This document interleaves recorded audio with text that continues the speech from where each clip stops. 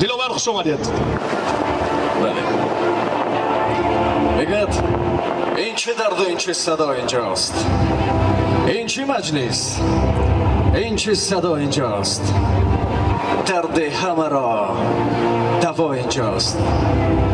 بینیم همه هموطنان سرجم هستند. گوییم اینجا خرسندی است. مردم تاجیکی ما پیش از همه گویند سلام، ما نیز با احترام اول بگوییم سلام. سلام دوستانی عزیز.